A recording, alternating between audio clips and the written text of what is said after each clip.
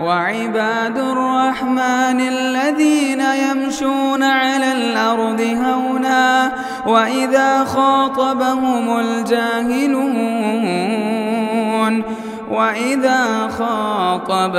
الجاهلون قالوا سلاما.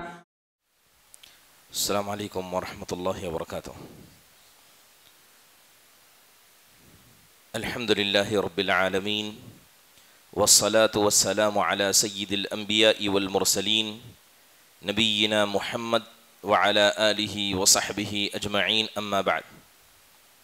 یقول اللہ سبحانہ وتعالی من عمل صالحا من ذکر او انثى وهو مؤمن. اللہ سبحانہ وتعالیٰ کا ارشاد ہے کہ جو کوئی نیک عمل کرے گا، چاہے وہ مرد ہو یا عورت، اس حال میں کہ وہ ایمان والا ہے، تو ایسے لوگوں کو ہم پاکیزہ زندگی عطا کریں گے اور انہیں بہترین ثواب سے نوازیں گے ان اعمال کی بنیاد پر جسے وہ دنیا میں کیا کرتے تھے. محترم حاضرین، اخلاق یہ شریعت اسلامیہ کی ایک ایسی ریڑھ کی ہڈی ہے جس کی وجہ سے انسان کے ایمان کا جسم درست اور صحیح اور سالم نظر آتا ہے. اور اخلاق میں بھی کچھ اخلاق کے حصے ایسے ہیں جو انسان کو حقیقی اللہ کا بندہ بناتے ہیں. انہی اخلاق میں سے ایک اخلاق کا پہلا پہلو ایسا ہے کہ جس آدمی نے اسے اپنایا گویا وہ اللہ کا محبوب بن گیا، اس کا ایمان مکمل ہو گیا اور دنیا میں وہ بڑی خوش اور خرم کی زندگی گزارے گا. اللہ اس کی زندگی میں برکت دے گا، اسے اللہ عزت نفس کے مقام تک پہنچائے گا. وہ دنیا میں ہر کسی سے بے نیاز شمار کیا جائے گا، بلکہ حقیقی طور پر اخلاق کے حصے کو اپنانے والا اللہ کی ہر نعمت کا شکر گزار بن پائے گا اور لوگوں کے ہاتھ میں جو مال ہے اس سے بے نیاز شمار کیا جائے گا. یہ اخلاق کا حصہ قناعت پسندی ہے. قناعت پسندی یہ اللہ تبارک و تعالیٰ کی ان نعمتوں سے ایک اہم نعمت ہے کہ جس انسان نے اسے اپنایا وہ دنیا سے اور وما فیہا سے بے نیاز ہو جائے گا. ابھی آیت کریمہ پڑھی گئی جس میں اللہ تعالیٰ نے ایمان والی مرد اور ایمان والی عورتوں کے لیے پاکیزہ زندگی کا وعدہ کیا. پاکیزہ زندگی کسے کہتے ہیں؟ امام حسن بصری رحمہ اللہ کہتے ہیں انہا القناعہ، کہ جس پاکیزہ زندگی کا وعدہ اللہ نے ایمان اور عمل صالح کی بنیاد پر کیا ہے اس سے مراد قناعت پسندی ہے کہ اللہ اس کے دل میں ایسی قناعت ڈال دے گا کہ جو ہاتھ میں ہے وہ اس سے خوش ہے، جو نہیں ہے وہ اس سے ناراض نہیں، اور ہر چیز میں ہر مسئلے میں وہ اللہ سے خوش ہے. محترم حاضرین، یہ قناعت پسندی اللہ کو اتنی پیاری ہے کہ اللہ تعالیٰ نے سب سے پہلے اپنے بزرگ بندوں کو یعنی نبیوں کو اس کا حکم دیا. اللہ تعالیٰ حضرت موسیٰ کے بارے میں آتا ہے کہ فَخُذْ مَا آتَيْتُكَ وَكُمْ مِنَ الشَّاكِرِينَ. اے موسیٰ، ہم نے دنیا کے اندر جو نعمتیں تمہیں عطا کی ہیں اس پر آپ اکتفا کیجیے اور انہی کا شکر بس آپ اللہ تعالیٰ کے سامنے ادا کیجیے. محترم حاضرین، قناعت پسندی کہتے کسے ہیں؟ قناعت پسندی کا مطلب یہ ہے کہ جو کچھ اللہ نے انسان کو دیا ہے وہ راضی ہو جائے. دوسرے الفاظ میں کہا جائے کہ جتنا اللہ نے دیا ہے اور جسے اللہ نے نہیں دیا ہے ان نہ دی گئی چیزوں کے مسئلے میں وہ غافل ہو جائے، ان کے فکر میں ان کی لالچ میں نہ لگا رہے. اللہ تعالیٰ نے ایک دعا ایمان والوں کو سکھائی اور یہ وہ دعا تھی جسے اکثر اللہ کے نبی صلی اللہ علیہ وسلم پڑھا کرتے تھے. اللہ کہتا ہے ربنا آتنا فی الدنیا حسنہ وفی الآخرۃ حسنہ وقنا عذاب النار. کہ ہمارے پروردگار تو دنیا میں ہمیں حسنہ عطا کرنا، آخرت میں حسنہ عطا کرنا اور ہمیں جہنم کے عذاب سے بچانا. اکثر مفسرین نے دنیا کے حسنہ سے قناعت پسندی کو مراد لیا. یہی وجہ ہے کہ اللہ کے نبی ہمیشہ اللہ سے دعا کرتے تھے، اللہم اجعل رزق آل محمد قوتا، کہ اے اللہ تو آل محمد کو اتنی روزی عطا کرنا جو ان کے پیٹ کو کھڑا کرنے کے لیے کافی ہو جائے، نہ ایسی روزی کہ جس کی کمی کی وجہ سے انسان لوگوں کے سامنے ہاتھ پھیلائے، نہ اتنا روزی کہ انسان کھا کر دنیا پرست ہو جائے اور دنیا میں مبتلا ہو جائے، بلکہ اللہ کے نبی نے ایک حدیث میں ایسے آدمی کی کامیابی کی طرف اشارہ کیا۔ آپ نے فرمایا قد افلح من اسلم ورزق کفافا وقنعه اللہ بما آتاہ، کہ وہ آدمی کامیاب ہو گیا جو مسلمان ہوا اور جو رزق اللہ نے دیا وہ اس کے لیے کافی ہو گیا، بلکہ اللہ نے جو دیا ہے اس پر وہ قناعت پسند ہو گیا۔ اسی لیے دیکھیں کہ سلف صالحین رحمہم اللہ دنیا کے مسئلے میں بیزار آپ کو نظر آئیں گے، نہ انہوں نے کبھی دنیا کو چاہا نہ اس کے پیچھے پڑے، بلکہ ہمیشہ ان کا مقصد آخرت ہوا کرتا۔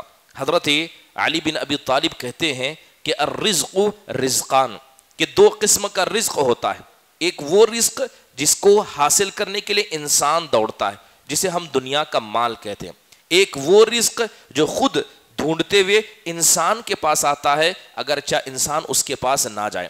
تو اس کی تفسیر میں بتایا جاتا ہے کہ جو دنیا کے پیچھے بھاگے گا قناعت اس سے دور بھاگے گی، اور جو دنیا سے دور بھاگے گا قناعت اس کے پیچھے بھاگے گی اور قناعت اس کے سامنے آ جائے گی۔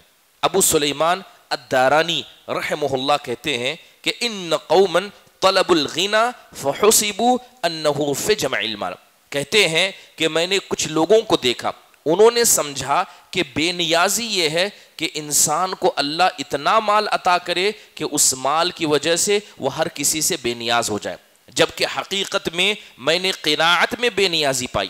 پھر فرماتے ہیں میں نے بہت سارے لوگوں کو دیکھا، انہوں نے آرام چاہا تو بہت سارا مال کمانے کو انہوں نے آرام سمجھا، جبکہ حقیقت میں انسان کے پاس جتنا کم مال ہے وہ قیامت کے اعتبار سے اس کے لیے راحت ہے۔ پھر فرماتے ہیں کہ بہت سارے لوگوں کو میں نے دیکھا جنہوں نے مخلوق سے عزت مانگی، جبکہ اصل میں عزت تقوی کے اندر موجود ہے۔ پھر فرماتے ہیں کہ میں نے بہت سارے لوگوں کو دیکھا جنہوں نے اللہ کی نعمت کو لباس میں کھانے میں تلاش کیا، جبکہ اللہ کی بڑی نعمت اسلام ہے، ستر پوشی ہے اور عافیت ہے۔ محترم حاضرین، یہ اقوال سلف صالحین کے انسان کی نگاہوں کو کھولنے کے لیے کافی ہیں کہ بے نیازی کا مطلب نہیں ہے کہ اللہ کسی کو اتنا مال عطا کرے کہ وہ کسی کے سامنے ہاتھ پھیلانے والوں میں سے نہ ہو جائے، بلکہ اصل میں بے نیازی انسان کے دل کا دنیا سے بے نیاز ہو جانا۔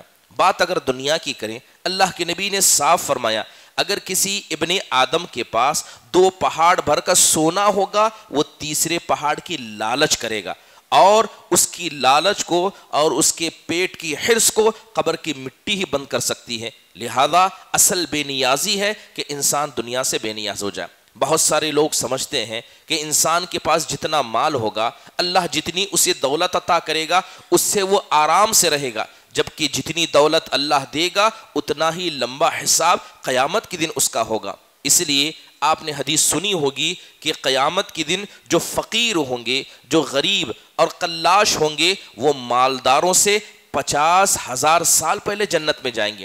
علماء اکرام نے اس کی ترتیب میں لکھا کہ سب سے پہلے جنت میں جانے والے یہ فقراء مہاجر ہوں گے، اس کے بعد فقراء انصار ہوں گے، اس کے بعد اس امت محمدیہ کے فقیر ہوں گے۔ جب یہ سب جنت میں چلے جائیں گے اس کے بعد مالدار مہاجر جائیں گے، اس کے بعد مالدار انصار جائیں گے، اس کے بعد اس امت کے مالدار دنیا میں جائیں گے۔ تصور کر کے دیکھیں کہ ایک شخص جسے اللہ نے مال و دولت سے نوازا اس کی باری کب آئے گی؟ اس کی باری اگر وہ مہاجر بھی ہوا تو اس امت کے غریب پہلے جنت میں جائیں گے اور وہ مہاجر صحابی جو مالدار تھے اس کے بعد جنت میں جائیں گے۔ محترم حاضرین، امام ابن الجوزی رحمہ اللہ نے صفوۃ الصفوہ کتاب میں لکھا ہے، ابی سلیمان رحمہ اللہ کہتے ہیں کہ میں نے بہت سارے ایسے فقیروں کو دیکھا جو اصل میں مردہ تھے، یعنی وہ آدمی جو اپنی کمزوری اور اپنی غریبی کا معاملہ دوسروں کے سامنے رکھتا ہے، ہاتھ پھیلاتا ہے، تو کہتے ہیں کہ میں نے سارے فقیروں کو دیکھا جو اصل میں مردہ ہیں، کیونکہ مال کے مسئلے میں وہ مردہ ہے، اور اصل فقیر زندہ وہ ہے جس کو اللہ نے فقیر بھی بنایا مگر کسی کے سامنے وہ اپنے ہاتھ کو نہیں پھیلاتا۔ محترم حاضرین، حسن بصری رحمہ اللہ کہتے ہیں لا تزال کریما علی الناس ما لم تعطی ما فی ایدیہم، ایک آدمی کی عزت تب تک کی جاتی ہے جب تک لوگ اسے اپنا مال نہ دیں۔ جب لوگ کسی آدمی کو اپنا مال دیں گے تو اسے ہلکا سمجھیں گے، اس کی عزت نہیں کریں گے بلکہ اس سے بات کرنے کو ناپسند کریں گے۔ اسی لیے دیکھیں کہ اللہ تبارک و تعالیٰ نے سب سے زیادہ اگر کسی کو اس دنیا کے مسئلے میں بے نیاز رکھا وہ جناب محمد الرسول اللہ صلی اللہ علیہ وسلم اور آپ کے صحابہ اکرام تھے۔ بڑا مشہور قصہ ہے، حضرت عمر بن خطاب رضی اللہ عنہ اللہ کے نبی صلی اللہ علیہ وسلم کے گھر میں تشریف لاتے ہیں تو کیا دیکھتے ہیں کہ آپ علیہ السلام لیٹے ہوئے ہیں، آپ کے پیٹھ سے چادر ہٹ گئی ہے اور جو حصیر تھی اس کے نشان آپ کے پیٹھ پر پڑ گئے۔ دیکھا کہ ایک مٹھی جو گھر میں رکھا ہوا ہے، تھوڑے سے کھجور اوپر لٹک رہے ہیں، اس کے علاوہ آپ کے گھر میں کچھ نہیں ہے۔ اللہ کے نبی صلی اللہ علیہ وسلم کی پیٹھ سے مٹی کو جھاڑا اور بیٹھ کر رونے لگے۔ حضرت عمر اتنی زور سے رو رہے تھے کہ اللہ کے نبی کی نیند بیدار ہو گئی، تو آپ نے کہا ما یبکیک یا خطاب، اے خطاب یہ تو بتاؤ کہ کس چیز نے تمہیں رلا دیا؟ تو کہنے لگے اے اللہ کے نبی یہ کیسر و کسرا کو دیکھیے، یہ اللہ کے نافرمان ہے، اللہ نے انہیں مال و دولت سے نوازا، یہ اپنے آرام سے اپنی جگہوں میں رہتے ہیں، اور آپ اللہ کے پیارے اللہ کے نبی، آپ کا حال یہ ہے کہ اس حصیر کے نشان آپ کے پیٹھ پر پڑے ہیں۔ تو اللہ کے نبی صلی اللہ علیہ وسلم اٹھ کر بیٹھ جاتے ہیں اور کہتے ہیں الا ترضى ان تكون لنا الاخرة ولهم الدنيا، اے ابن خطاب کیا اس بات سے تمہیں خوشی نہیں ہوگی کہ اللہ تعالی ہم کو آخرت دے جیسے اللہ نے ان لوگوں کو دنیا عطا کی ہے۔ محترم حاضرین، حضرت عائشہ کہتی ہیں کہ اللہ کے نبی صلی اللہ علیہ وسلم جب مدینہ تشریف لائے تین چاند گزر جاتے، یعنی 3 مہینے کا عرصہ گزر جاتا، اللہ کے نبی کے گھر میں چولہا نہیں جلتا تھا۔ تو پوچھا گیا پھر جیتے کیسے تھے؟ تو کہنے لگی 2 کالی چیزیں کھا کر ہم جیا کرتے، ایک ہے پانی اور دوسرا ہے کھجور۔ بلکہ کہتی ہیں کہ بسا اوقات ہمارے جو انصاری پڑوسی تھے وہ اپنے گائے کے دودھ کو لا کر اللہ کے نبی کو دیا کرتے اور وہی دودھ ہماری دن بھر کی غذا کی وجہ بن جاتی تھی۔ صحابہ اکرام کی حالتیں بھی ایسی تھی۔ حضرت ابو ہریرہ کہتے ہیں کہ رأیت 70 من اصحاب الصفہ، کہ میں نے اصحاب صفہ کے 70 ایسے لوگوں کو دیکھا جن کے پاس پہننے کے لیے 2 کپڑے نہیں تھے، یا تو کسی کے پاس اوپر کا کپڑا ہوتا جسے وہ کھینچ کر نیچے تک پہنتا، یا کسی کے پاس صرف نیچے کی ازار ہوتی جسے کھینچ کر وہ اوپر تک پہنتا۔ بسا اوقات یہ لوگ جب سجدے میں جاتے تو ان کی شرمگاہیں نظر آ جاتی، کیونکہ اللہ تبارک و تعالیٰ نے ان کو دنیا سے بے نیاز کر کے رکھا تھا۔ یہی حضرت ابو ہریرہ کہتے ہیں میں نے اصحاب صفہ کو دیکھا جب نماز پڑھتے تو نماز میں گر جایا کرتے، مارے بھوک کے ان پر غشی طاری ہو جایا کرتی۔ محترم حاضرین، آپ تصور کریں کہ صحابہ اکرام کی زندگیاں کیسی تھی جب وہ مدینہ میں پہنچ چکے ہیں اور اسی حالت میں وہ لڑ رہے ہیں، دشمنوں سے لڑ رہے ہیں، ان سے مقابلہ کر رہے ہیں، اور دنیاوی اعتبار سے ان کا حال یہ ہے کہ ان کے پاس کھانے کے لالے پڑے ہوئے ہیں۔ حضرت ابو ہریرہ کہتے ہیں ایک دن مجھے سخت بھوک لگی، یہاں تک کہ جب بھوک برداشت نہ ہوئی تو میں نے اپنے پیٹ پر ایک پتھر کو باندھ لیا، انتظار کر رہا تھا کوئی آئے اور کسی بہانے سے اس سے کیا ہے کچھ مل جائے۔ حضرت ابو بکر صدیق رضی اللہ عنہ کا گزر ہوا تو حضرت ابو ہریرہ کہتے ہیں میں آگے بڑھا اور آگے بڑھ کر جان بوجھ کر ایک آیت کے بارے میں پوچھا، اس امید میں کہ حضرت ابو بکر مجھے ساتھ میں کھانے کے لیے کہیں گے۔ حضرت ابو بکر نے آیت کے بارے میں بتایا، وہاں سے چل دیے۔ حضرت عمر کا گزر ہوا، ان سے بھی ایک آیت پوچھ لی صرف کھانے کی امید میں، لیکن حضرت عمر نے بھی آیت کو بتایا، آگے چل گئے۔ کچھ دیر میں جناب محمد الرسول اللہ صلی اللہ علیہ وسلم کا گزر ہوا۔ جیسے ہی حضرت ابو ہریرہ کی حالت کو آپ نے دیکھا آپ سمجھ گئے، آپ ان کی کیفیت کو سمجھ گئے، تو آپ نے کہا کہ ابو ہریرہ میرے پیچھے آؤ۔ لہذا اللہ کے نبی ان کو لے کر گھر میں تشریف لے گئے۔ گھر میں تشریف لینے کے بعد آپ کے گھر میں اسی پر انصاری پڑوسی نے دودھ کا ایک پیالہ دے کر رکھا تھا۔ حضرت ابو ہریرہ نے دیکھا تو مارے خوشی کے کیا ہے برداشت نہ ہوا، اللہ کے نبی نے ہاتھ میں پیالہ دیا اور کہا کہ جاؤ ان اصحاب صفہ والوں کو بلا کر لے آؤ۔ تو حضرت ابو ہریرہ کہتے ہیں کہ ہماری اور اللہ کے نبی کی حالت ایسی ہے اور آپ 70-80 اصحاب صفہ کو بلانے کی بات کر رہے ہیں۔ پھر حضرت ابو ہریرہ نے اللہ کے نبی کی بات مانی، اطاعت کی، پیالہ اللہ کے نبی کو تھمایا اور سارے ان اصحاب صفہ کو بلا کر لے آئے۔ گھر میں سب نے جب اپنی جگہ لے لی، اللہ کے نبی نے دوبارہ پیالہ دیا، کہا کہ ابو ہریرہ ان کو پلانا شروع کرو، لہذا ایک کے پاس جاتے اور اسے پلاتے۔ اس طرح کرتے کرتے گھر کے اندر جتنے تھے سب نے شکم سیر ہو کے پیا۔ بعد میں اللہ کے نبی نے کہا اے ابو ہریرہ تم اور ہم ہی بچ گئے، لہذا ابو ہریرہ رضی اللہ عنہ کو بٹھایا اور کہا کہ پیو۔ حضرت ابو ہریرہ نے پیا، واپس دیا، آپ نے کہا کہ اور پیو، پیا، واپس دیا، آپ نے کہا کہ اور پیو، یہاں تک کہ حضرت ابو ہریرہ بھی شکم سیر ہو گئے اور آخر میں جناب محمد الرسول اللہ صلی اللہ علیہ وسلم نے اس دودھ سے پیا۔ یہ ان کے دن کی پہلی اور آخری غذا تھی۔ محترم حاضرین، حضرت جابر بن عبداللہ کہتے ہیں کہ اللہ کے نبی نے ہم کو قریش کے ایک قافلے کو پکڑنے کے لیے کہا اور حضرت ابو عبیدہ بن جراح کو ہمارا ذمہ دار بنا دیا، اور آپ نے ایک مٹھی میں کیا ہے چند کھجور عطا کیے، وہی ہمارا سامان تھا۔ لہذا یہ صحابہ جن کی تعداد 30 سے زیادہ بتائی جاتی ہے، ان کو اللہ کے نبی نے ایک مٹھی کھجور دیا اور مشرکین کے قافلے کو پکڑنے کا حکم دیا۔ حضرت جابر کہتے ہیں کہ جیسے ہی قافلہ چل پڑا، آدھا سفر طے ہوا تو حضرت ابو عبیدہ نے سب کو ایک ایک کھجور دیا، لہذا ہم نے کھجور کھایا اور جو گٹلی تھی ہم اسے چوسا کرتے، اتنا چوستے جس طرح کے بچوں کے منہ میں کسی چیز کو دیا وہ چوسا کرتے، لہذا اس گٹلی کو چوستے اور پانی پیتے، اور ہم گئے اور واپس آئے اور 24 گھنٹے کے اندر ہماری ایک اکیلی ہی غذا تھی جو اللہ تعالیٰ نے ہمارے لیے میسر کر دی تھی۔ محترم حاضرین، یقین جانیے صحابہ کو اور اسی طرح سلف صالحین کو جن کے فیصلے اللہ نے دنیا میں جنت کی کیے تھے، مگر اللہ نے ان کو دنیا سے بے نیاز رکھا تھا کیونکہ اللہ تبارک و تعالیٰ ان کے ساتھ خیر کا معاملہ چاہتا تھا۔ محترم حاضرین، قناعت پسندی انسان کو اختیار کرنی چاہیے۔ اب سوال ہے کہ کن کن مسئلوں میں انسان قناعت پسند بن جائے۔ سب سے پہلے جتنی دنیا اللہ نے آپ کو دی ہے اس پر آپ قناعت پسند بن جائیے۔ دنیا کی حرص یہ کبھی ختم ہونے والی نہیں ہے۔ دوسری بات، جو رزق اللہ نے آپ کے دسترخوان پر رکھا ہے اس سے آپ راضی ہو جائیے، اور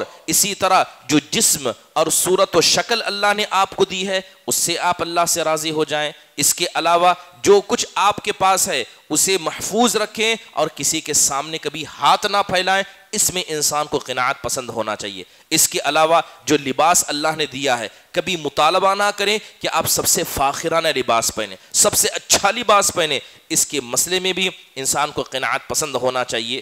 بلکہ یوں کہا جائے کہ خاندانی اعتبار سے جس انسان کی جیسی اقتصادی حالت ہے، جیسی اس کی اکانومک کنڈیشن ہے، اسی اعتبار سے وہ اللہ سے راضی ہو جائے۔ اس کے علاوہ جو بیوی اور جو بچے اللہ نے اسے عطا کیے ہیں، چاہے جیسے ہوں اور جس کیفیت میں ہوں، انسان اس سے خوش ہو جائے، اس سے راضی ہو جائے۔ یقیناً یہ شکلیں ہیں انسان کے اللہ تبارک و تعالیٰ کے مسئلے میں قناعت پسندی کی۔ محترم حاضرین، بعض حضرات یہ تصور کرتے ہیں کہ قناعت پسندی کا مطلب یہ ہے کہ انسان کو مال کمانا نہیں چاہیے، انسان کو کیا ہے مال کے لیے کوشش نہیں کرنا چاہیے۔ ایسی بات بالکل نہیں ہے، بلکہ اللہ کے نبی نے کہا احرص علی ما ينفعک واستعن باللہ ولا تعجز۔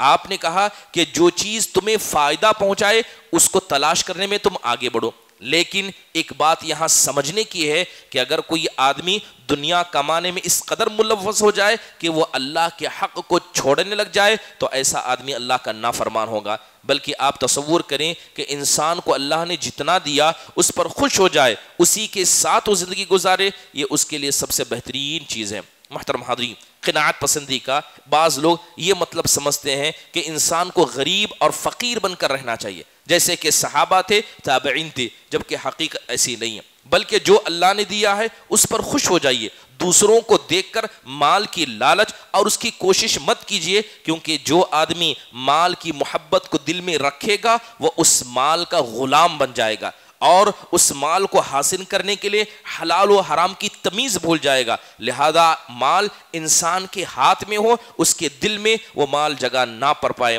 اللہ تعالیٰ نے قرآن میں تعریف کی، اللہ کہتا ہے رجال لا تلہیہم تجارت ولا بیع عن ذکر اللہ واقام الصلاۃ وایتاء الزکاۃ۔ اللہ کہتا ہے کہ حقیقی طور پر مرد وہ ہوتے ہیں جن کی تجارتیں، جن کی خرید و فروخت کبھی انہیں اللہ کے ذکر سے ہی نہیں روکتی، نہ نماز سے روکتی ہے، نہ زکوٰۃ ادا کرنے سے روکتی ہے۔ اگر کوئی آدمی کماتا ہے، کمانا اور کھانا اور زندگی بسر کرنا اگر یہ اللہ کی عبادت کے حساب میں ہو جائے، یعنی اللہ کی عبادت کو چھوڑ کر کہا جائے، تو ایسا آدمی کبھی بھی اللہ کا شکر گزار نہیں بن سکتا۔ محترم حاضرین، اللہ تعالیٰ سے دعا ہے اللہ تبارک و تعالیٰ ہم میں سے ہر انسان کو قناعت پسند بنائے، جو اللہ نے عطا کیا ہے تقدیر پر خوش ہو، چاہے وہ اولاد کا مسئلہ ہو، بیوی کا مسئلہ ہو، انسان کی اقتصادی کنڈیشن کا مسئلہ ہو، یا جو بھی چیز اللہ نے دی ہے ہر چیز پر رضامندی کا اظہار کرنا، یہ حقیقت میں قناعت پسندی ہے۔ اللہ تعالیٰ